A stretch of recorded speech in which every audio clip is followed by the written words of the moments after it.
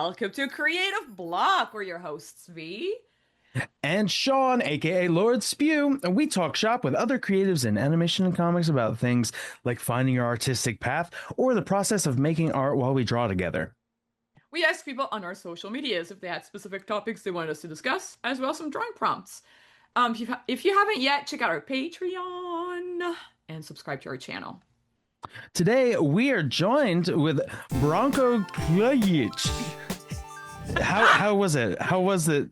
Kljajic? How was it said? Almost. Kljajic. There we go. Yeah, you got it. Kljajic. Kljajic. There, I love that operatic. Kljajic. That's my vibrato. I'm a natural singer. Kljajic. You got it. Oh my god, I'm a fucking mess. No, sorry, you're not. everyone. But No. we're leaving it in. It's important that the fans know that I have faults and that I can grow. I love how immediately professional this became. Like right before the clap, we were just like, "Hey, fucking, I don't know what we're doing here. It's me, Billy Butcher." And then you guys went mad professional. I love it. There was a whole we pirate snapped bit. right into it. Yeah, there was a whole pirate bit, everybody. There was a Dr. Pirate bit, but I was gonna say, so we do have a lot of questions from our listeners. Woo! From Instagram. Tari. Bonk! What are some helpful cheats you can think of that would help you work smarter, not harder in Flash? I mean, I think it's the age-old answer of please always, dear God, use symbols. I think the big reason that I don't work in Storyboard Pro on my own, besides the fact that I don't want to pay the monthly fee, is because there is no or at least last time I used it, no timeline, so it's kind of a pain to have a background where you're doing multiple things with the same background. I think there's a way to link the background if I remember correctly, but anyway. There is nodes, but it's a harder version of symbols, at least when I was trying to use it. And symbols just help me so much, especially with cleanup. When I'm having a tough board and I'm damn, I gotta clean up so much of this. I have so many seconds left to clean. And then I realized that past Branko made a lot of the stuff into symbols. I'm oh my god, I get to clean up one thing. And then so much of my board becomes clean at the blink of an eye. Old me, past me is so smart. Yeah. We had an episode recently where it was, and I obviously can't say anything about it, but there was a character that was very clearly should be a symbol. And at some point in maybe a year and a half when this episode comes out, I'll be on Twitter that's what I'm talking about. But I was very smart in that even in my thumbnail stage, I was this is a symbol. And then when I was doing cleanup, I was so busy and I was visiting home while working. And without that symbol setup, I would have been late on that board. And I would have really, really been stressed out. But that wonderful gift from 3 weeks ago, Branko, was I assume meeting God would not be as wonderful as seeing that there are symbols set up prior in a file. That is the secret sauce.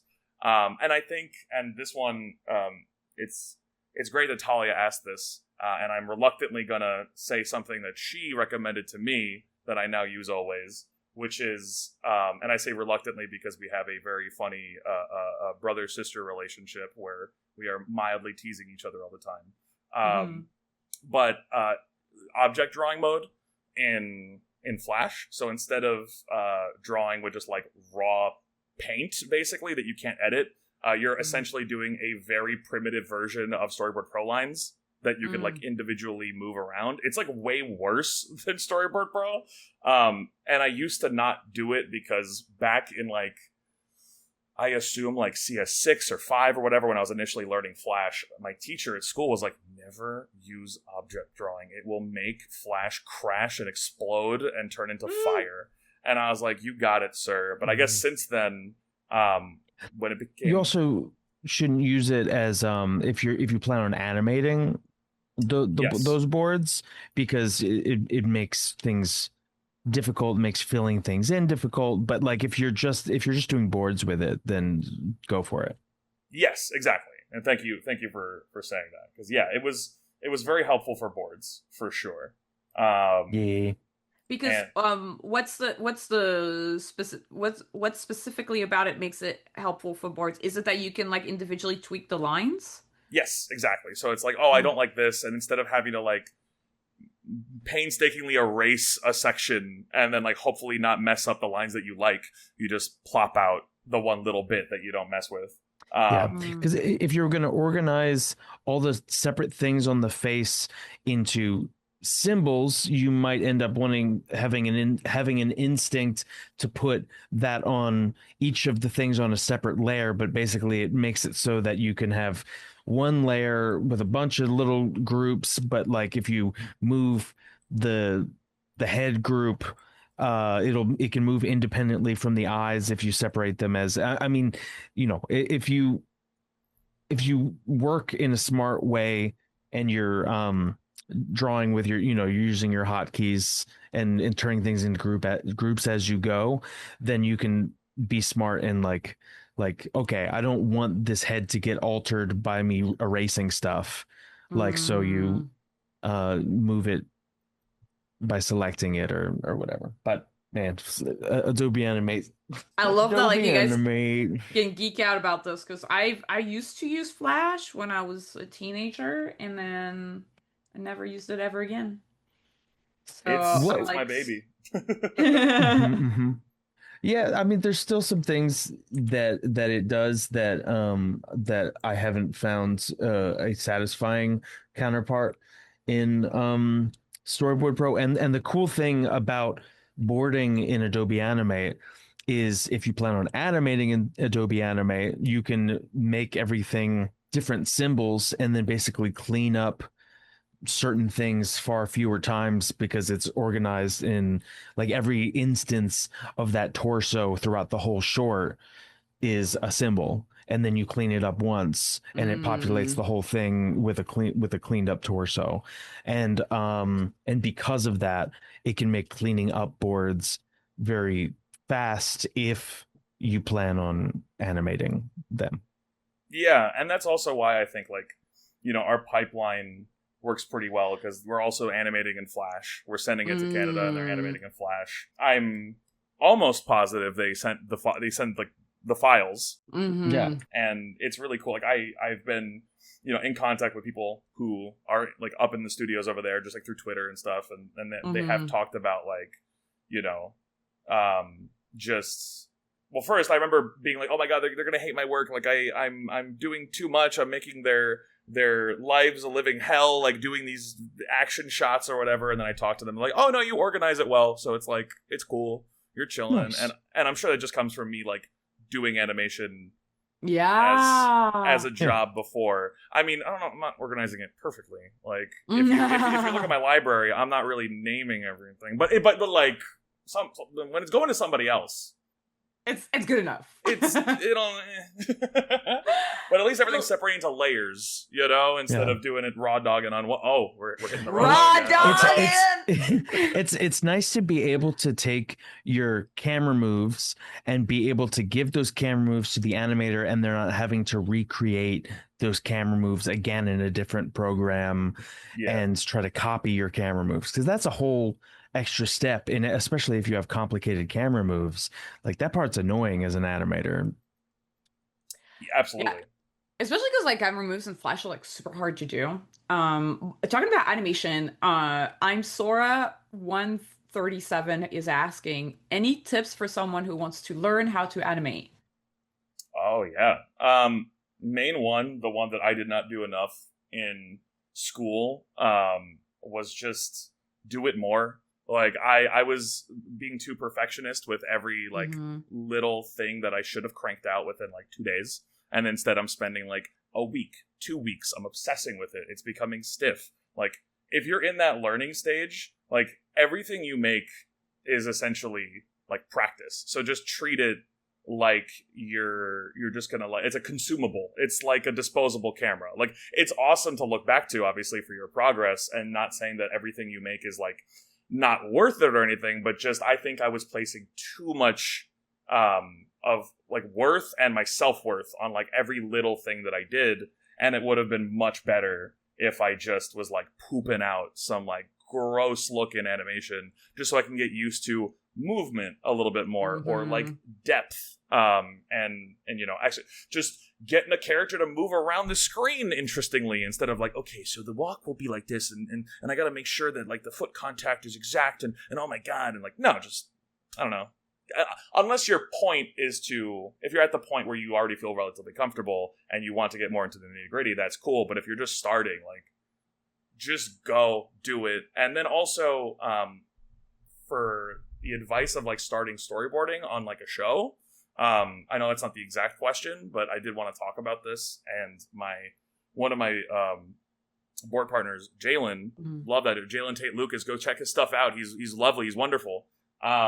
He is like the biggest example of doing this that I've ever seen, which is that he got on the show. He got on the show like 3 years ago, I believe. He was the most green out of all of us. And he just immediately was like going on the server and ripping everyone's files and like just tearing through them, like looking at them, studying them, understanding why they're working, like looking at files with the notes in them too.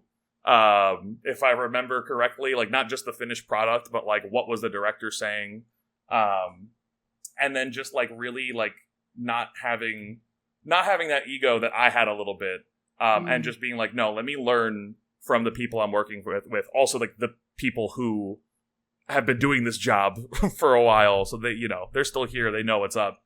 But in terms of just starting out, yeah, like crank a bunch of stuff out.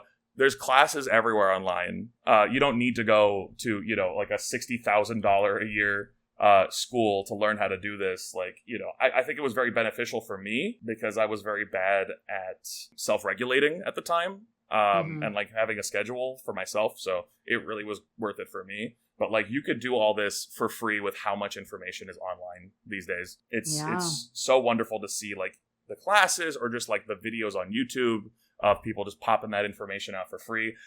Shit, I'll stream when I'm back from New York and we could talk about it. Or you go to Lord Spew's stream and you ask him about it, you know? But yeah, just be loose and have fun. Like, remember that it is so fun. And like, please try to never forget it because like, I could have been replacing P-traps with my dad, you know, in Manhattan. And instead, like, I am getting to do the thing that I love. It's hard as shit, but it's fun. And the more you remember that, the easier it's going to be for you to do it and absorb information and, like, just help you keep going. How do you... It's really great advice. And I was going to follow up with how do you personally keep having fun, because I feel like after a certain amount of time in animation, it's easy to get jaded because it's a lot of work, and like you said, it can be pretty brutal. So how do you personally still find joy in doing this work? That's an awesome question because I really had to ask myself that after quarantine, like being isolated and just working on, you know, the same stuff for so long.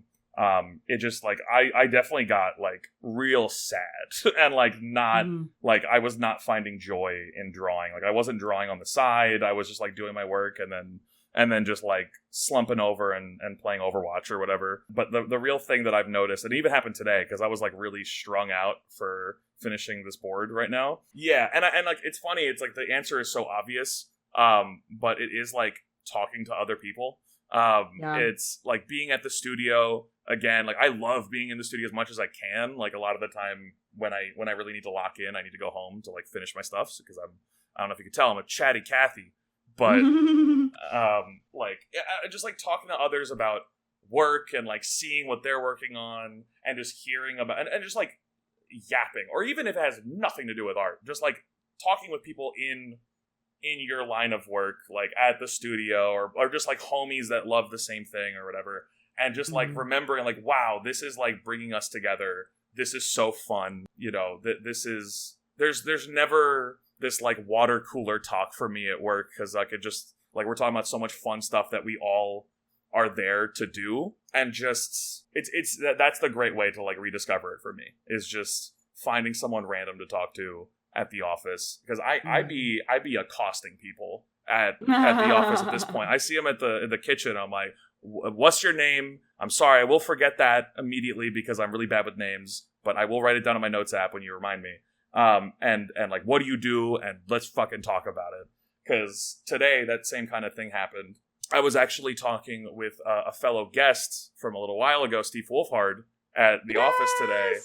And he was like, oh, you're going to be on the pod tonight, right? I'm like, oh my God, Steve Wolfhard's talking to me? Like, I was just... like, that's so cute! Yay! And it was funny. I didn't tell him this, but I'll tell him when we're playing some One Piece TCG when I come back from New York. But, like, we've been talking for the past couple of months in passing. I didn't realize that was him. Just because, like, when we introduced, he was like, oh, I'm Steve. I'm like, yo, what's up? I'm Branko. And I, like, I really liked the sweater he was wearing. And so we were just talking, and he would wear, like, cool drip. And only today, he's like, oh, I did mine last week or whatever. And I'm like, last week? And I check your guys' Instagram. I'm like, oh my God, I've been talking to Steve Wolfhard this entire time without realizing. That's so funny. But yeah, like us just, we bumped into each other again later on in the day at the kitchen, and we just started yapping about One Piece and like how much we love One Piece. And I'm like, man, this is what we're here for, is just to yap about comics and animation and like why we got into this in the first place. And even if it has nothing to do with that, and we're just playing, Magic or the One Piece TCG, like just connecting with other people is so refreshing and like makes me want to get back to doing what I'm doing. And even like seeing your guys' work is so good. Like I love when you guys post. I remember when I saw something at the studio. I don't know. I can't talk about anything, V. But like when I saw something, it was very cool. That's all. I'll just say something. You can say that's my cartoon short. I talk about it all the time. Okay, cool. Yeah. I didn't want to. Okay. Your cartoon short. I was so like, it was so fun. I remember being at in that auditorium and being like genuinely blown away. I was like, wow, this is so funny. This is so punchy. I love it. Like I would die to work on it. Thank you. I feel like it was so nice when you and Talia came up to me and said that, because I was like, you make a thing, and I mean, obviously I think what I make is funny, but I'm like, maybe I'm the only person who thinks it's funny. But then also because you guys, I feel like for me, Teen Titans Go is kind of like, it's one of the shows that I think is, it's like really good. It's like really, it's maintained the level of quality in terms of like animation snappiness, and there's not a lot of shows that do this kind of like timing. It's very rare to find that kind of timing anymore. And so I don't know, it was just like really nice to like hear that you guys like enjoyed the short. Dude, yeah, we were all like going crazy for it. We were clamoring, like our entire little pod over there at Titans Crew. We were like, this shit goes so fucking hard, because that was like, I believe that was the first time we talked in person. I was like, because I remember I saw you outside the spot, and you were like there's a bunch of people surrounding you, because obviously your shit was so fire that like you got bum rushed. That's funny, because I don't remember it that way. I'm such a very like, I don't know, I'm kind of shy when it comes to my stuff, and I'm like, ugh, don't talk to me about my stuff. So I don't remember it that way, but it's, you might need funny. to shave your hair. I should. It worked for Branko. Yeah. Yeah. Call back to something that I think that was in the pre-show, if I remember correctly. Who knows? Maybe it won't even make sense in the context of his episode. Honestly, end credit scene. Then we play that. Lee Thompson Art asks tips on achieving confidence enough to go all the way bald, but also tips on how to make it look good.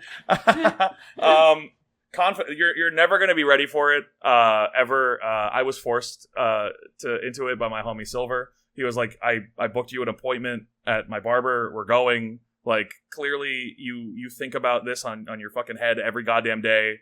Like, you're clearly not as confident as you can be. Like, you talk about like maybe the possibility of shaving your head and you never follow through. We're going. And I was like, okay. And he came with me, and he was like recording the process, and he was taking pictures. The lady did kind of. It was a vlog that was just for us. No one saw it. I will say the lady kind of fucked up my beard though. She was, because it's like a little patchy, like a tiny bit, and so she was like, "Oh, let me like bring the line down so that it looks more full," and she just brought it down so bad that it almost looked like a chin strap. And no. Like the head, I was like, that looks Hell great. yeah. But the beard, I just like, I'm like, lady, I have stuff going on up here. We don't need, not that chin straps are bad, but like, I have shit to work with here. Let's keep that. This is my favorite look. But that grew back in. And then like, I looked and I was like, thank God my head doesn't look that crazy. Like, I have a dent from wearing the old Turtle Beach headsets when I was playing Modern Warfare when I was a kid. But like, you know, besides that, it's a pretty good, decent cranium. What was the second part of the question? It was, how do you get the confidence to shave it, and then how do you pull it off? How to make it look good? Pray to God that you have a good shaped head. If you do, I think plastic surgery could potentially help. I don't know if you're down for that. But you know, I've seen pictures of you. I think you got a nice head, so you're probably fine, Lee. And then also just like facial hair helps out. You don't need it if you got a chiseled jawline. I don't. I hide that shit with my beard. But like if you're a Jason Statham, you do whatever you want.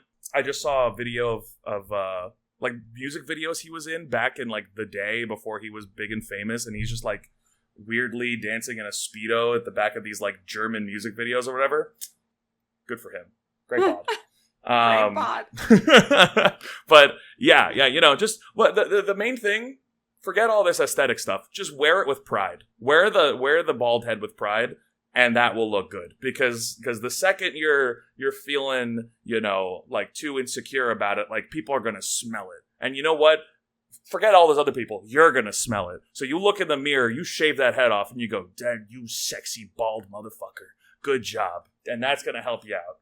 And that's it. Mm-hmm. I love it. It's great advice. I think, I don't know. I think it's like more people should be confident to like go bald. There's a lot of times I'm like, yeah. you bald. Like you have to take that step. Doing the SpongeBob movie, the fucking bald. It looks so much better most of the time. There's actually a friend of mine that I've always known as bald, and then one time he showed me an ID picture of himself with hair on, and I was just like, that was not a good look. I'm so glad you're bald now. I've definitely gotten more than once that like this is my best look, and I have to agree. I like it. I did used to have like hair that went past my shoulders when I was younger, and that was you know, I love that look, but that's not possible anymore with my hairline and hair consistency. But you know, it was a good time. But now, you know, bald and beautiful, as they say. There's this vocalist. There's this old metal band called Strapping Young Lad that had a vocalist named Devin Townsend who had the craziest dreadlocked skullet, where he had dreadlocks and long hair, but completely bald on the top, but these long gnarly dreadlocks on the side, like Predator or something. Oh hell yeah! And I always thought, I was like, man, he's just, I mean, it's a look. That's a look for sure. That's a look for sure. But I mean, now he has the shaved head, and he doesn't look insane. I mean, listen, don't say insane, because I might try that look, and if I do, you know, I'm gonna be real self-conscious when you see it. Well, I meant insane, like in the men brain, I guess. Oh, good. Okay, good. Thank God. Yeah, because that was the plan for Halloween, but I would change it if you really didn't like it. I love that you could like grow like big ass dreads in just like a couple of months. Yeah, that's my special ability. It's like, I mean, back on the topic of back on the SpongeBob, back on the topic of SpongeBob. I'm like Patrick. I could just force will like hair out of me. I just choose not to. Yeah. You push it out like a Play-Doh through the little hole, and it's like a special shape or whatever. Yes, exactly. I just don't do it because there's a lot of guys who can't do that, and I don't want them to be jealous. That's all. That's it. That's actually super kind of you. V, what were you going to say? because we do have a lot of questions and I'm trying to get through like a lot of them. Yeah, sorry. It's the sun, I guess, on Instagram. Asks, how did you develop your own art style? I absolutely love how you draw, and I think it's unique, but at the same time familiar. Oh, thank you. I don't know. I'm sure this is maybe the answer that everyone has, or maybe not, and maybe it probably is the same answer for everybody. I don't know. It was just like, watching all the stuff I was watching as a kid and getting inspired, and then, just drawing Naruto and drawing Dragon Ball all the time, and then, loving Titans, like the 2002 Titans and Ben 10 and all that. Like I would just be drawing Turtles, like the 2003 TMNT. Like all of my stuff is just informed, I'm assuming like most, of just what I was watching all the time, and like it was a very unconscious adaptation of a style. And like for so long, and I still kind of don't really see it, but like for so long I'm like, I don't have a discernible style. Like I don't, like I know so many of my homies, like I could pick out from, a needle in a haystack, but like my own, I'm like, well, I feel like I have fairly generic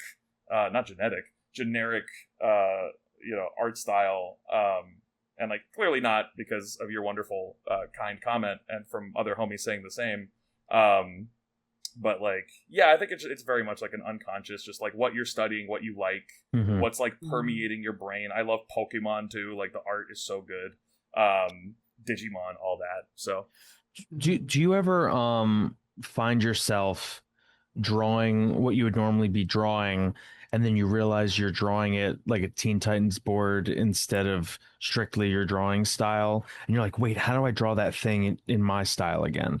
Do you feel them merging or clashing ever? Oh yeah, well, I think when I first started, absolutely. At this point, like I don't know the difference. Like I've been like it's been 7.5 going on 8 years. I remember I did this one. I tried to enter one of the like Pokemon TCG like art contests for like getting your art as a card like 2 years ago or something. And I did a Feraligatr.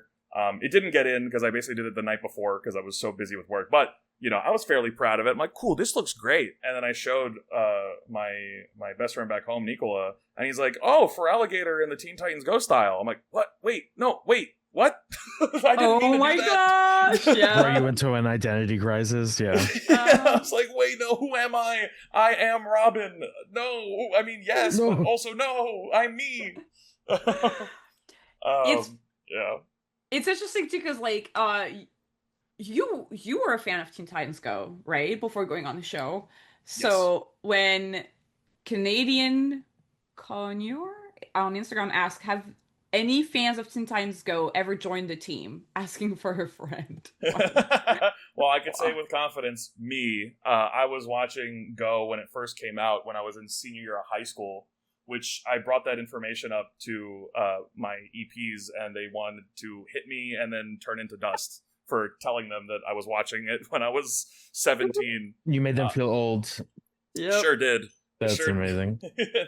And so I for me, like I loved the original so much. Like I had like all the figures. I was obsessed. Like I was really obsessed with Titans and Ben 10 like crazy. And then when they were doing those little shorts online before Go came out, the Titan shorts that were like almost a halfway point between the original style and Go, I was like, man, these shits go crazy. Yay, more Titans content. And they kept the original voice actors? No way. And then when Go came out, I remember being like, oh, it's like completely different, but is it a comedy? Like, let me check it out. And I was watching it, and like the more I watched it, the more I was like, oh, I super fuck with this. Like the backgrounds look beautiful. Like I remember, like I was watching, I'm like, oh, okay, that makes sense. Puppet animation, like that seems like it's probably, less taxing, because I was like 17 at the time. I barely understood anything about animation. I'm like, okay, well, that's probably a budget thing, I guess. It doesn't look like the original, but this shit is funny as fuck. And I'll never forget, I think it was a season 2 episode, and for so long I was touting this as one of the funniest things that's ever been on TV. And this was like 3 to 4 years before I got in the show, so I had no skin in the game. It's the episode where Robin loses his leadership role of the Titans to Kid Flash, and because he challenges him in a foot race like an idiot, and he goes on like this training arc because they kick him out of the tower. He's like homeless, and he's like, I'm gonna train to beat his ass, and I'm gonna take my position back. But he doesn't, if I remember correctly, he doesn't actually do any real exercises. And then they get into a, like, you know, at the race on the track again, and the Titans are like, dude, you're not gonna win. Like, I don't know why you're doing. It's Kid Flash, like his powers being fast. And then Robin's like, no, I got this, bro. And they're like, all right, 3, 2, 1. And before the gun goes off, like the starting gun, he opens up his bow staff and breaks Kid Flash's legs, and then he runs to the finish and wins. And I was fucking dying. Like I was losing my shit when that came out, and I just wouldn't shut up about that scene for so long. That really destroyed me. So yeah, I was a huge fan. And then when I got on, like, it was especially the thing I got on, which was not just Teen Titans Go, but the first thing I did was Teen Titans Go versus Teen Titans. So I was drawing, you know, the original characters that I love so much, and then the new ones that were funny and goofy. And it was like a big, like, oh my god, am I even prepared to do this? I have no idea. Thankfully, Jeff Mendicow, who was the EP on that, was like such a saint. Like, he would stay late for like giving me notes and stuff, and like also explaining the notes, not just like doing it and then, you know, fucking off. He would like stay there and be like, okay, we're gonna sit here for like 2.5 hours, and I'm gonna tell you why this thing doesn't work, and why, you know, this does work, and why you should be doing this. And that was just so helpful, because in school we didn't we like had just gotten a proper storyboarding class in 3rd year, but it was very like rudimentary. So I feel like I learned only a little bit of boarding in school. It was a lot of like osmosis through just learning like how to make like filmmaking, but not a lot of the like hardcore like what storyboarding actually entails. I learned that basically almost all of it on the job, from like Jeff being so like kind to like hang back and teach me what's up. And then also when I moved to the show proper, obviously the show had a way tighter time frame, so no one really had the time to like sit down like that with me. So it was more just like a crash and burn, like, okay, I fucked up real bad on that one, that I won't do anymore. Cool, I learned that is a bad thing to do. I think that answers the question, maybe. Bless you. Yeah. Thank you. Is there any other fans of Teen Titans Go that joined after you joined? Where's all this water? Sorry, one sec. Oh, right. I put a bag of ice under my Cintiq to keep it cool earlier, and I'm like, where's all this water coming from? My Cintiq is leaking. Yeah, well, because I have like the cold brew next to it, like, but it's not coming from the cold brew. One sec, let me just, it'll be real quick. No problem. And absolutely keep this in. This is hilarious. I'll draw it. I'm gonna draw you with your leaky Cintiq. My ooey gooey Cintiq. I believe that we do one episode together when I was on Teen Titans Go. I really wanted to talk about that episode. We did the Family Feud episode. Oh, dude, what an episode to do as a first episode with you. Like you're like, I'm like, oh, dude, you do all this cool action stuff, and then we're doing this episode where it's like 12 people standing and doing a Family Feud episode. That was crazy. / I hated it. Oh, how did you feel? Well, dude, I think that was your first episode on the show, no? That was my 3rd episode. Oh, okay. And so I had done a bunch of gags and a bunch of other fun stuff, and then I get this episode where literally it's the full Teen Titans team, and a crossover with who was it? Supergirls, DC Supergirls, Supergirls, DC Supergirls, and so it's basically setting up a scene where there's 12 characters on screen reacting to things sometimes, and then oh my god, and then boarding, like straight up boarding like the questions and the answers and going to the board, and like the whole episode is them just doing just playing a literal game show, and I'm like going insane. What? Who's this for? Who's watching? Is this for the old people that are watching Teen Titans Go? Who is this for? I forget. Was there actiony stuff at the end that you get to do some fun stuff at the end? Yeah. Well, before I even say that, I will, just because like if I was watching this, I would have gotten annoyed at me for what I just said. It's DC Superhero Girls. I just like stuttered and didn't say the entire. No, I said it first. That's my bad. I just know, like, I don't want to disrespect anyone who worked on it. I want to say that whole name correct, because I want people to say Branko, not Branko, and I want to give that same respect back to both people and productions. Cool. But yeah, it was DC Superhero Girls, and we did have action a little bit at the end, where like the giant TV screen in the back that like displayed all the points like turned into a big robot. But yeah, you got to do the fun part. I did the fun part, but the fucked part of that episode, and I felt so bad for you because it was one of your first episodes, was that was one of the only episodes we've had with like a crazy legal like problem, where like we've done a Family Feud episode before, but since then, apparently, I guess legal, they had different rules by the time that like season 6 rolled around. I know at some point we switched from US SMP, I think, to like international SMP because we became like more popular. So then we had to like have stricter guidelines of like what we could do. Like Beast Boy, unfortunately, could not piss himself anymore. Damn. What? All of my happiness is gone. Sucks, dude. That's the main thing that we want to do with him. I know. I mean, like if he's not pissing himself, like what? Like it's okay. But here's the thing: restrictions lead to ingenuity and innovation. You know, that's like true. It really true. Makes us figure out what's an even funnier option to do the workaround. And I'm doing these hand gestures like everyone can see what I'm doing. Like I'm like, oh yeah, this way and that. But yeah, like they kept. I think it was like 3 or 4 different times. 2 or 3, I'll say. I mean, let's say 4. Because I don't think it was that bad, but it was like back and forth. Like, all right, we're doing a family. Oh my god, I almost said Family Guy, Family Feud episode, and then we're like, oh, we can't do Family Feud. We have to change it to a different game show, like a more generic game show. And then after a little bit, it was like, actually, we're doing Family Feud. Bring it back to Family Feud. And then it was like, actually, we're not. And I'm like, oh my god. And I at least had. Oh, go ahead. No. I remember that. Like, I think some of this happened when I was there, and some of this probably happened when I was gone. I do remember that there was a certain amount of like, okay, we got to go in and do revisions anytime it says Family Feud, etc. Like we have to figure out how to slightly change the game or the way they word things to not be phrased in this way. But I don't know if there was more that was done after I left. Probably. I had such a...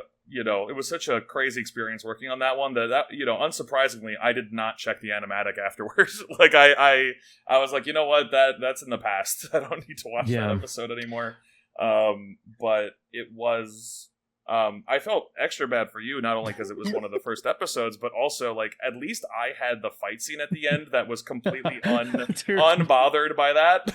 Dude, it was not only that I boarding all of these characters and trying to also like coming off my other episodes, trying to pick up on what the directors want. Like, okay, you want me to go a little bit cleaner. Like, okay, you want me to do this. And so I was trying to get it there, but also we're dealing with these 12 characters in a scene, and every, like straight up, it would be like somebody gets an answer correct, and then you cut to every single one of them celebrating.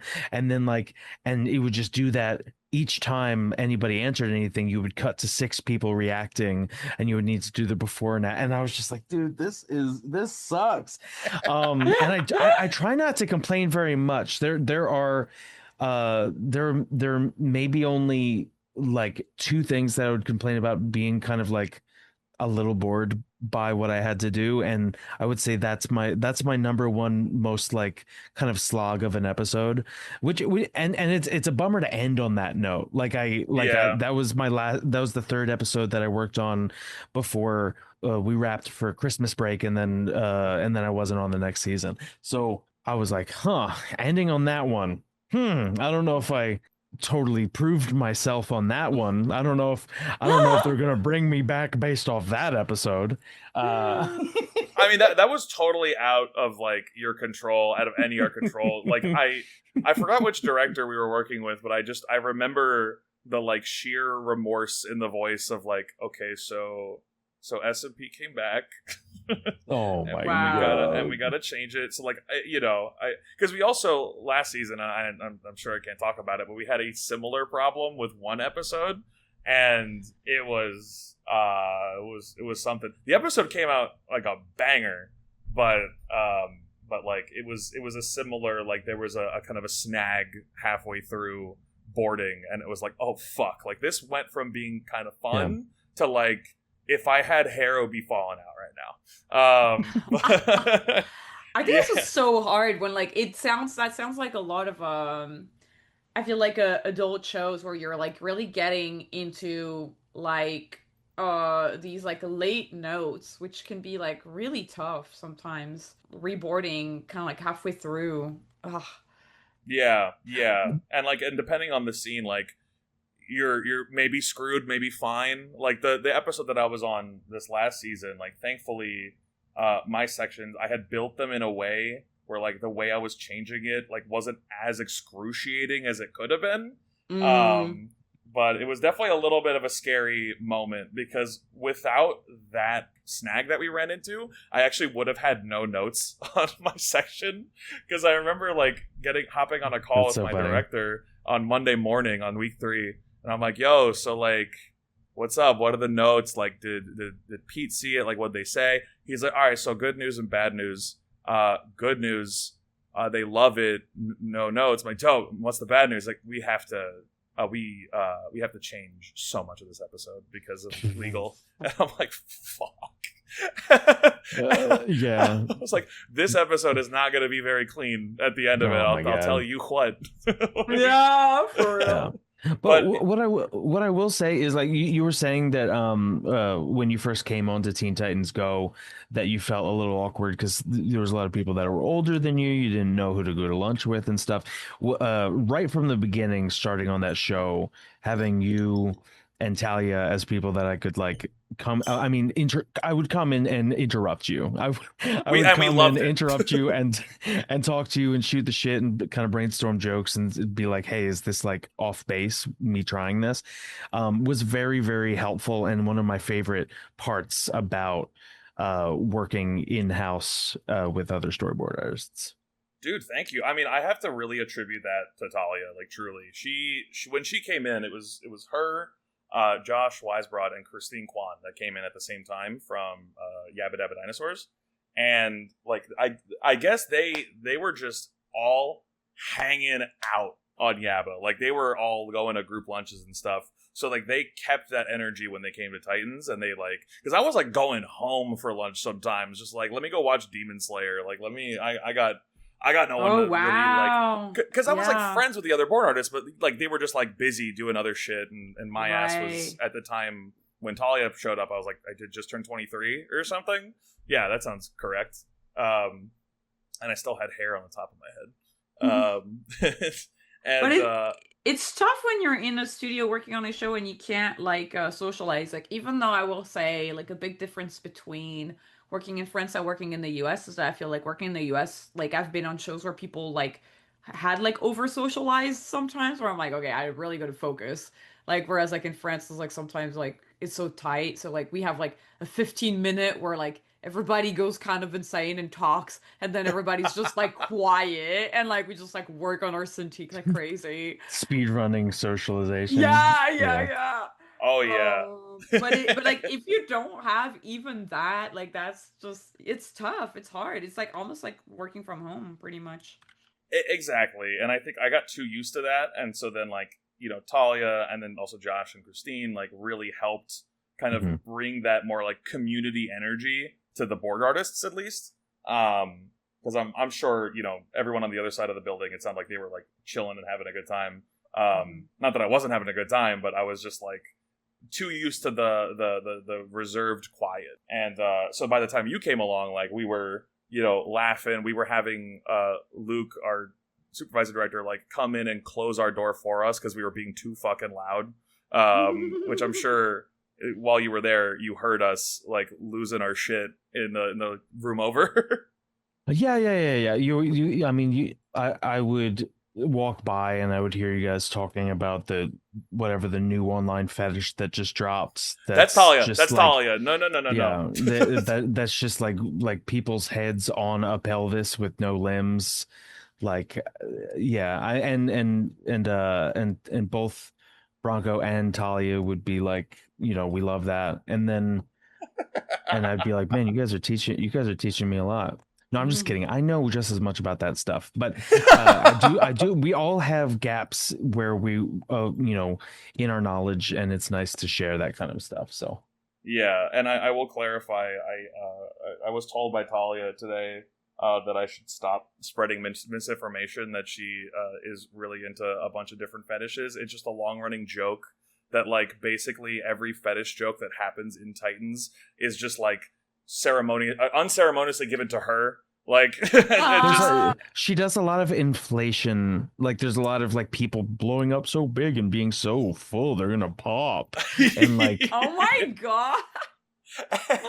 And she talks like, about this a lot. Yeah, and she is very reluctant every time it happens. It's a very big like to do when she reads the script and she's like, God damn it, not again.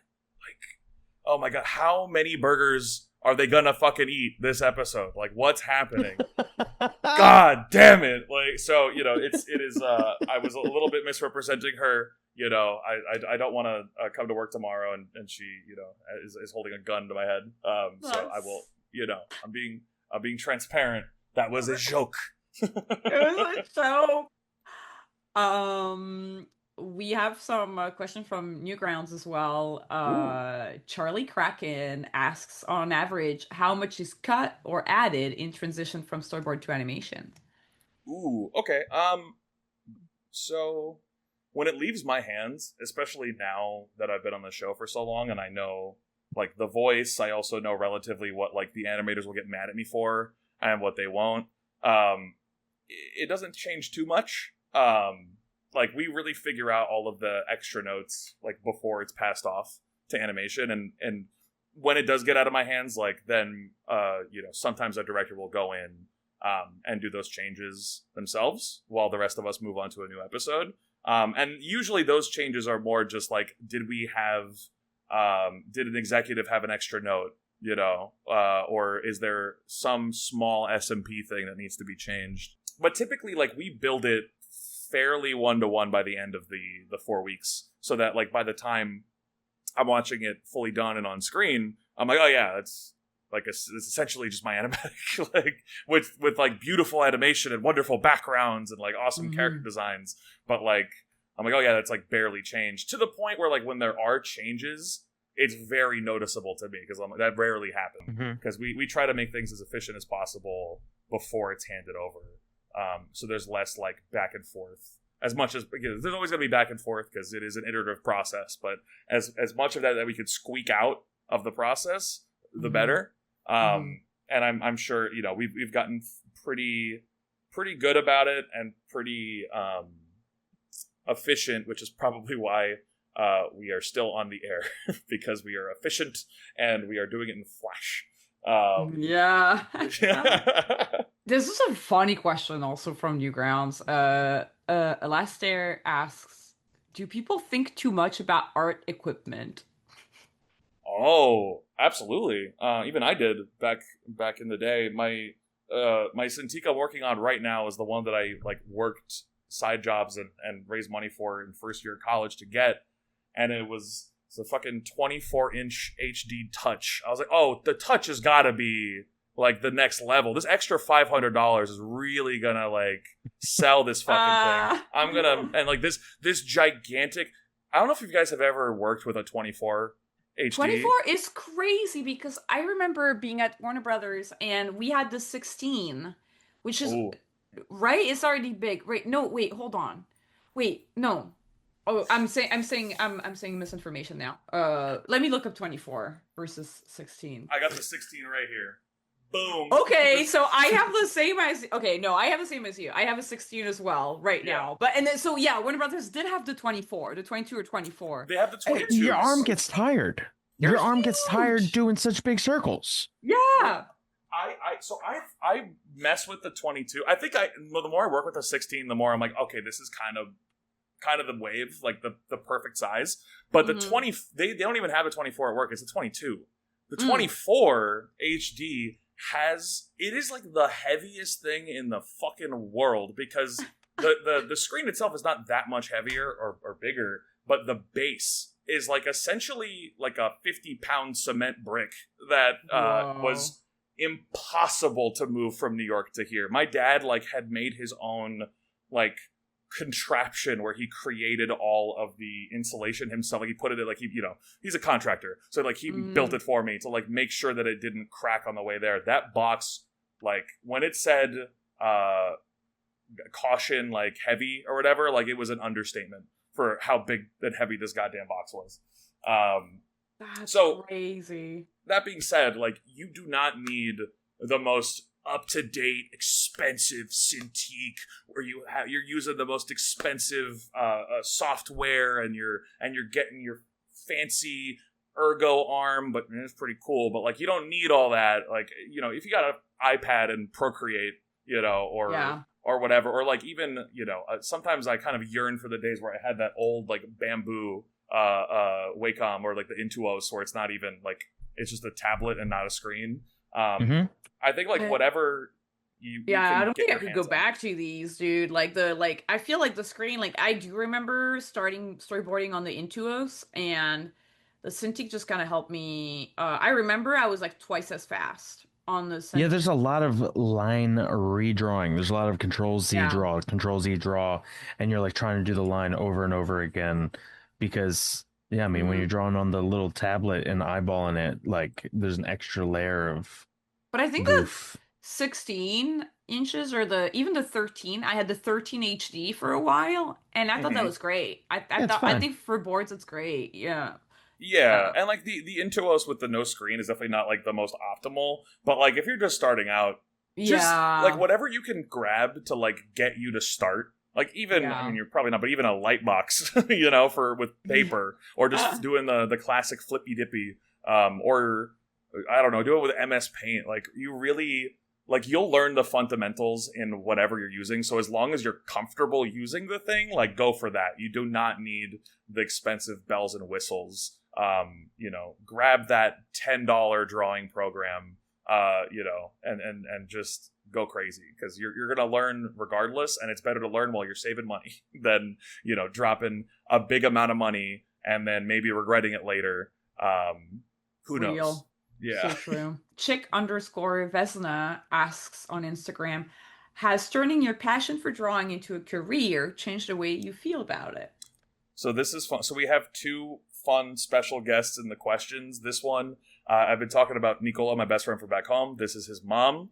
I have known her since I was 7 years old. She's like a second mom to me. If she's listening, hi Vesna, it's very sweet of you to ask the question. Yeah, I think it's a ebb and flow. I think obviously it changes entirely. Making something from a hobby into a job will change it no matter what mood you're in. It is now the way that you're, putting food on the table. So there's much more pressure on it, and pressure to be good. Whereas before it was just a fun way to express myself. But I do think I've been making a concerted effort to going back to that feeling. Because at this point I have enough experience under my belt to not have to second guess everything I do and be worried about, getting fired because I'm not doing it well enough, because I've just been at it for so long. I could probably, do a regular Titans episode, I don't know, with half a blindfold on. I still need one eye at least, but it's so now I've been really trying to make sure that get back to that, like, loving doing my job. Yeah. You could do an episode with me in the room the whole time interrupting you, and you could still do it. Hell yeah. Or like that one time that I animated a little thing with my foot. That shit was crazy. But, that's another day. What'd you animate with your foot? This was just wearing like flip flops. No, bare toes, bro. Bare toes. I was at home. Okay, so thank goodness. Yeah, no. This was in college, and I had like a little assignment. No, it wasn't even an assignment. It was just like a random practice thing that I wanted to do for like understanding characters moving in depth. And I thought it would be really funny if I animated the roughs with my foot. So I like lodged the Cintiq pen in between my big toe and the toe right next to it, and then I just and not to show you my toes again, but I just was like hitting this. And I cleaned up that. How fast did your leg get tired? Your leg got tired so fast, yeah. Instantaneously. But I was like, no, I'm committing. I am committing so hard. So I was in so much pain, but I did it, and I was very proud of myself. But wouldn't do that now. Not as flexible as I was when I was a wee lad. But yeah, like it's. I think just naturally, like doing something that you love as a job is going to change your relationship with it. But I think also there is always that potential of rediscovering your love for the job if you're willing to like ask yourself, those like internal questions of like, do I still love doing this? I do. Why am I not feeling this way right now? Like feeling this way right now. Oh, am I putting too much of myself in work? For me, it was I put so much of my self-worth into my work, especially during quarantine, because I was like living alone. We were stuck inside. I wasn't doing anything. So like any time that I was working or like getting notes on a scene, I was taking it like more personally than I should. I wasn't making my director's like problem. It was just internally, or at least as much as I don't think I was making it the director's problem. And I like formed a really, really unhealthy relationship with drawing and storyboarding in general, where like I was barely doing it for myself. But then the few times that I would like draw for myself, usually when there's a deadline and I want to do anything but draw work, I was like, wow, right, this feels great. Like I should remember to do this when I'm not, like working like crazy to hit a deadline. So, yeah, that's how it goes. Exactly. So, I'm doing a pretty good job of like reeling myself back in to like almost pre having a job mentality of loving it. I don't think it's never going to be the same unless when I'm like retired and I'm just animating with like that one person who's doing like the lithograph animation that was like so sick, the cloud thing, very cool. Like maybe I'll do that when I'm older and I don't have to worry about it being my way to make money. But I thought it's so funny when you're like, when I'm animating with, and my brain would like sand for me, like the most artistic, like I was like, like sand animation. I was like the most, like I like fine artsy. I'm just at the beach. I'm getting like the most wicked sunburn from being there forever animating. It's the sun on Instagram. I usually don't watch one movie several times, but I watch Teen Titans Go versus Teen Titans more than 15 times. Lost count though. I absolutely love the movie, and I wanted to ask what was the best and worst part of the process of working on the movie. So that was my first storyboarding gig. That was the first gig I did out here, and it was like the first time I wasn't doing animation professionally. I think the best part of the gig was, I could probably go on. I mean, number one, like meeting Jeff and him being so, like I was saying earlier, so like willing to stay there and give me the time to learn how to do this job. And then like meeting other professionals who are doing this job and who are very sweet. Like I had many very sweet coworkers that I was hanging with. Just being in that like place, even though we were in the Burbank studios, it was not very drippy. It was like very clinical on our floor in terms of like the set dressing, if you will. But like the people there were so wonderful, and it was so nice. It felt like a second school, basically, of like, oh, I'm back around, people who are just like really fucking with what they're doing.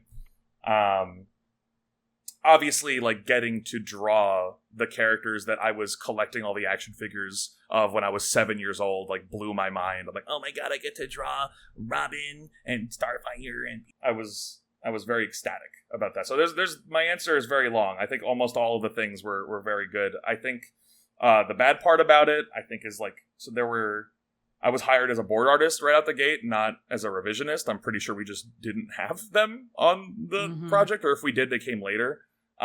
So it was a lot of me, like, really, like, trial and error, trying to learn on the fly. Same thing with the show proper, but that movie, which is the first thing I did, like, it was a lot of just making the wrong decisions so many times, and, like, you know, every now and then making a good one so that the higher ups are like, yeah, that's why we put this guy on. But it was just it was a very tough process in the beginning, getting used to working. But again, you know, one of the best things was Jeff was so welcoming, and fourth, what's the word? I can't think of words right now. He's very nice, good man. Good man. He made a lot of time for me, and that was very, very cool. It's good that you pointed that out, because I do feel like it can be kind of hard to come by. I've been on shows where it's like leaders won't take the time to tell their team kind of like what to do and how and explain it, and it's always kind of a little bit heartbreaking, because it's like, oh, you're not really giving your team a chance. So it's good to hear that, like, you know, there's like people who take the time to do it. Frenchie_Animinis asks, what's an underrated practice you think beginner board artists should do to get better? Well, this, just before I answer, this is Frenchie, one of our interns that just finished up, not for Titans, but in WB Cartoon Network. Oh, cool. Because we just finished up the intern program, I believe, last week. And they did their intern pitches. Frenchie was wonderful. Frenchie fucking killed it. Pitched an animatic. It was awesome. Frenchie, I'm very proud of you. And then Frenchie left me a little drawing of me and Talia yapping, and it was I wish I had it here. Oh, that's sweet. To show you guys, but it was very sweet. Frenchie's wonderful. To answer your question, what can beginner board artists do? And like an underrated answer, because like the common answers are like, you know, study other people's boards or study live action films and like do like, you know, just to quickly sketch out what the compositions they're using are. And those are so helpful and so wonderful. But I think an underrated practice, which is similar to studying film, which is make like live action videos or short films or whatever, just like me and a couple of my homies back in the day, we were just making stupid videos all the time. And I didn't really think anything of it at the time of like, this is a practice, but that was helping me understand camera angles, shots, like how characters move in space, like depth and everything. So, and then also with animation, it takes forever to even do one shot.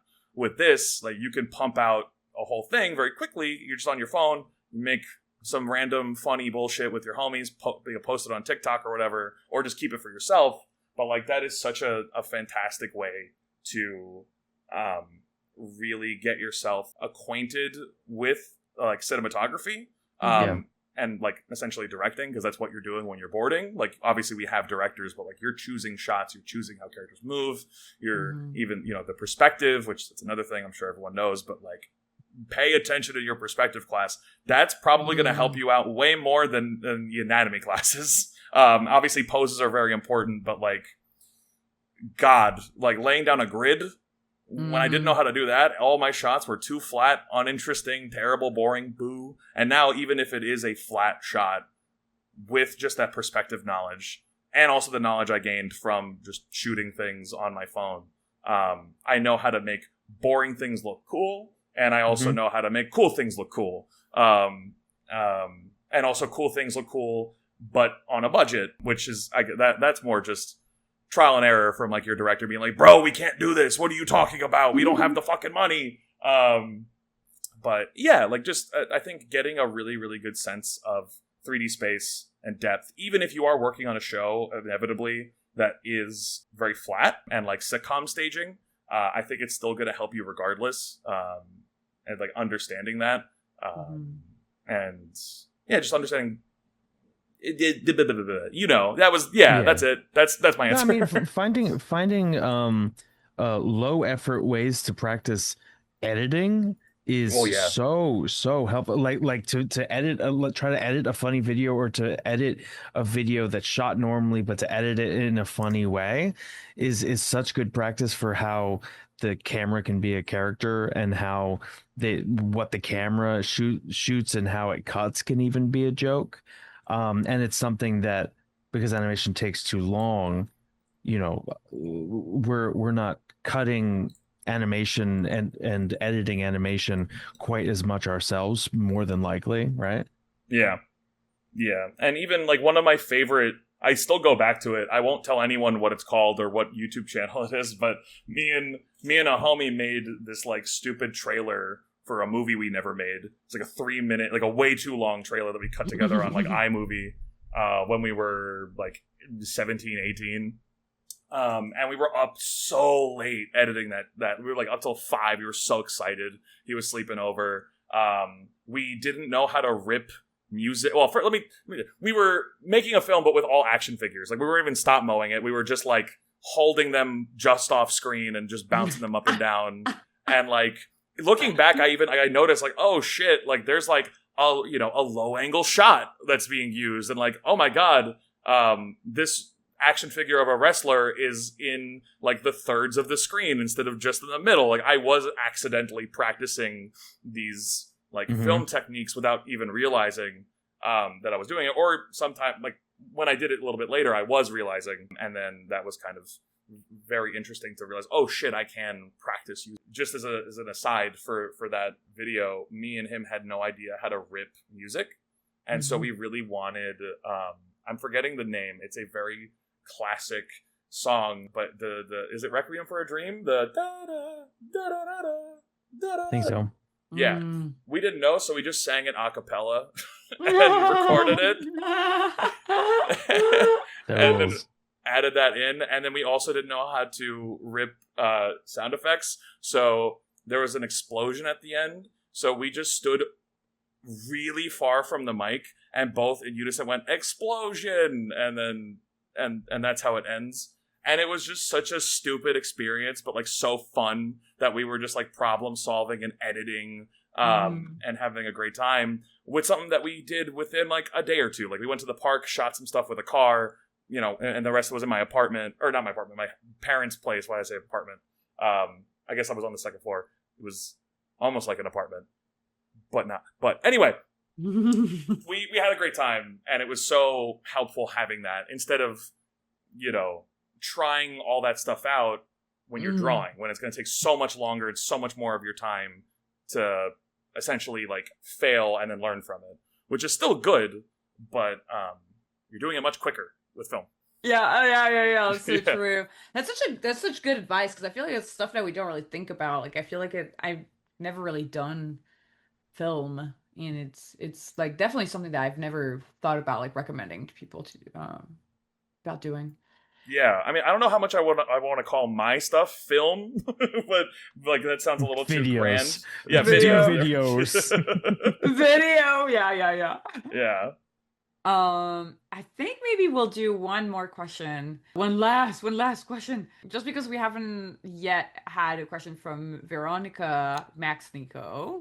My girlfriend. Hey. Let's go. Yeah.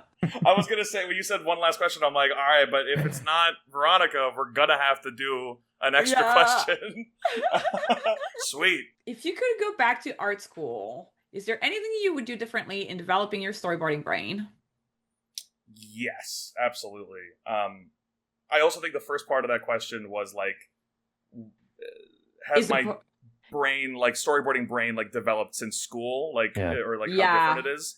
That part I would honestly say not much, only because they were already prepping us for filmmaking at the time, and I was just like hard leaning into animation, and I didn't realize that the thing that I actually liked was storyboarding until I was thrown into it. Like obviously I learned so much about storyboarding on the job, but the mentality of, compositions and 3D space and character acting. Like I was learning that anyway, making films at school and in my animation classes. So like same-ish brain, but just like with more information now. And then the second part of the question was if I can give any advice to my previous self back in college.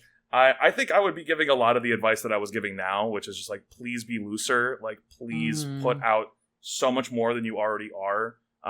Like, spend less time. Also, not that it's needed anymore in SVA, because I know there's a strong storyboarding class and program there. But at the time, like, find a separate storyboarding class. If your school doesn't have it, like, find a different one that's either in the city you're at or online. Because it would have really helped me out actually having the basics in my mind instead of just like naturally have been learning the basics without knowing the terminology and like actually what I'm doing. So that, and you know, attend a couple of more figure drawing classes, because that would have helped me be less stiff. And the other thing, which is a thing that I've been like really hammering home the past couple of years, even though I've only done figure drawing a little bit, but the few times I have, like, figure draw with intention instead of just going and like drawing. Because, you know, when I was going, she just texted. Oh, she's saying goodnight. She's so cute. That's so cute. By the way, when you queued up this question from your girlfriend, I was like, oh my God, she's gonna propose on our other podcast. I was like, oh my God, we're gonna have our first podcast proposal. Oh my God, what's happening? And then it was like a regular drawing question. I was like, God damn it, this is boring. Oh, that'd be so funny. I would be very caught off guard. Then we would have to put this footage up instead of it just being audio. We would have to see how red my face gets. Yeah. The tears, me changing my flight from tomorrow to right now. I'd cut off. I just run. Oh my God, my baby.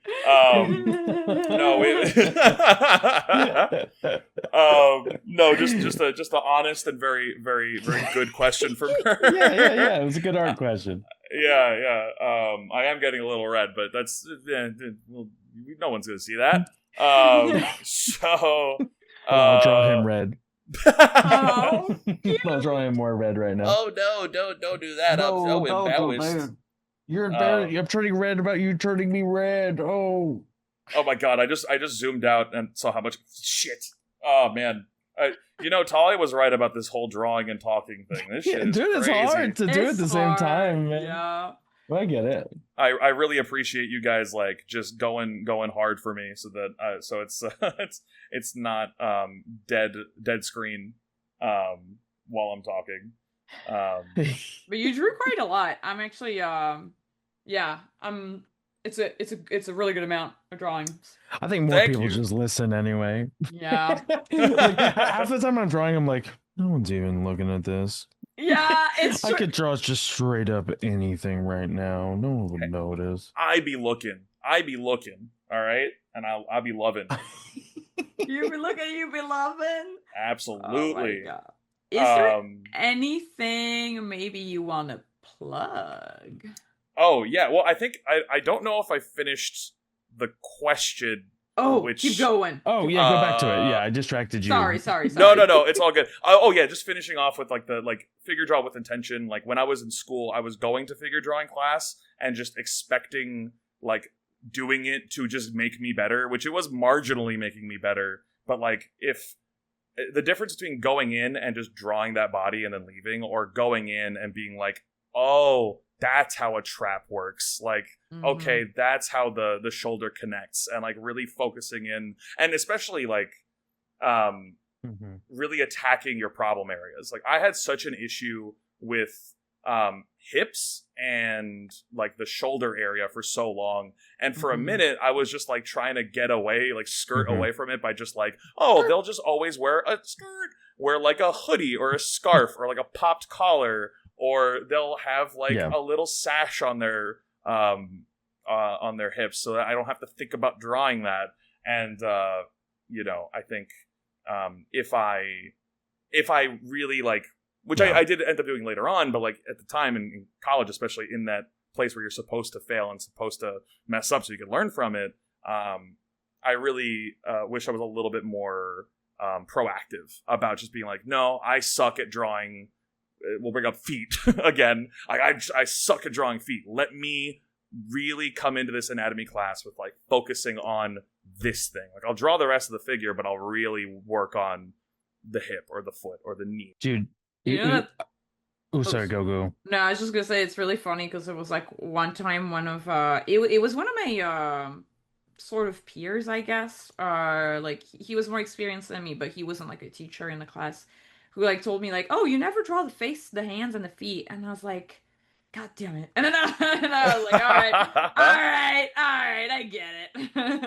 Yep, I had my favorite teacher who ended up being my thesis advisor in first year pulled me out. Or was it? I think it was actually second year. It was a second year animation class, or a Flash for animators class, because he did not have an animation class yet. He pulled me aside and he was like, "Yo, man, you really gotta stop, like drawing 10-year-old white boy characters every single time we do homework. Like, you're not gonna get better if you're drawing the same fucking thing every week." And I'm like, "Oh," and he's like, "Yeah, I'm telling you because I could tell that you're gonna be able to take this," because I'd already known him for like a year and a half at that point. Mm-hmm. And I know you're not going to get upset and you're just going to like learn from this. And so I took that and immediately was like, I can't have him disappointed. Oh. But I did cry a little bit, obviously. I didn't let him see me because he was from Brooklyn. He was pretty tough. I don't need that. I know you can handle this. And you're like, "Oh, I'm crying here." Yeah, I'm a tough boy. This is New York. I'm crying here. Hey, what are you doing? I'm crying here. I'm crying here.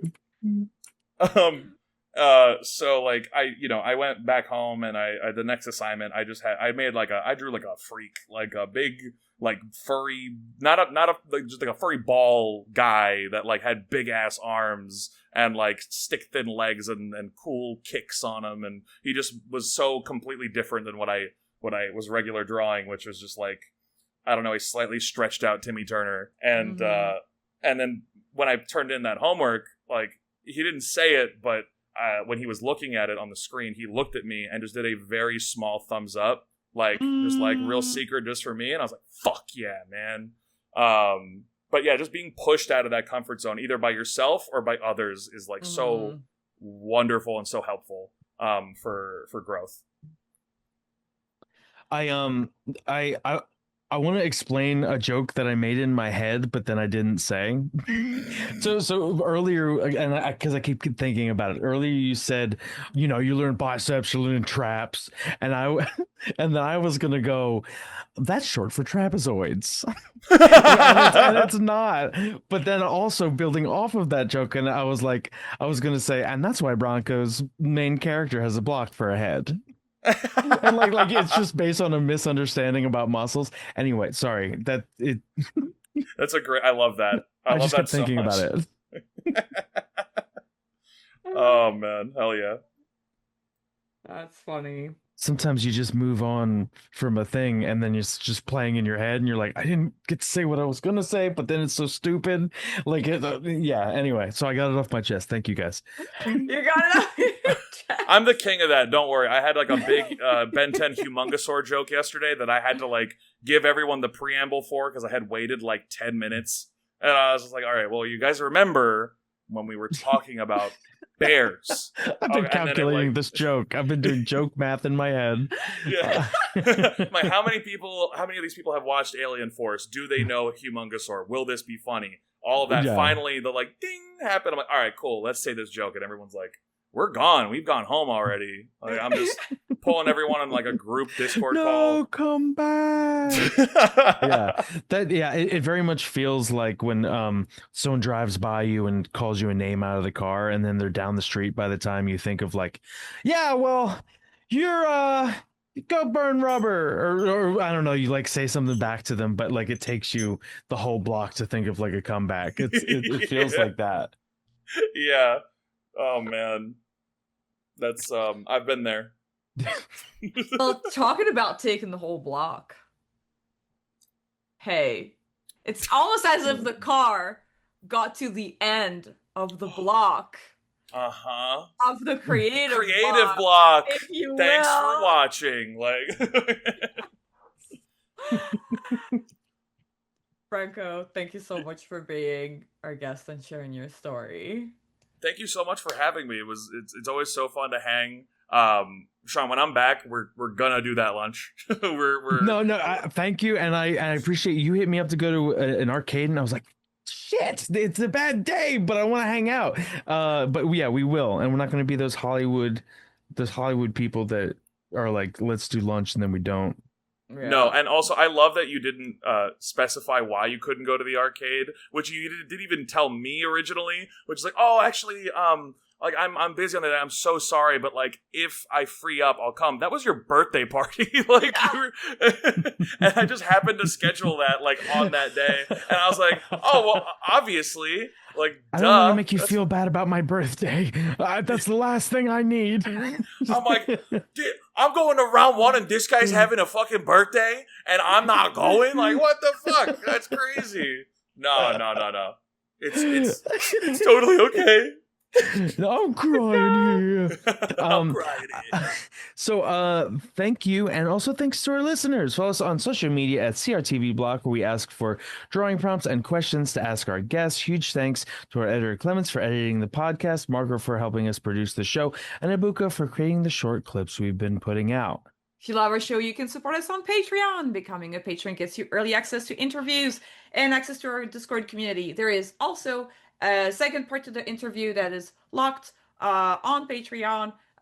We are trying to get this podcast going for as long as we possibly can, and we need all the help we can get to keep our team employed. And you can also support us for free by subscribing, liking, commenting, all that good stuff. Tell your friends about this podcast if you're an animation student, or if you're an industry professional who has friends who are lonely when they're working on their long, strenuous boards.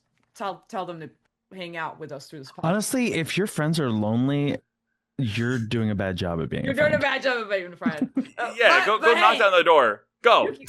You can skedaddle out of your responsibilities thanks to this podcast. So click the link in the description of that episode to follow Branko on all socials and to find our Patreon. I've been your host, VEE. And I was Sean. Keep being creative and practicing anti-knife hand-to-hand combat, and we'll see you next week. Bye.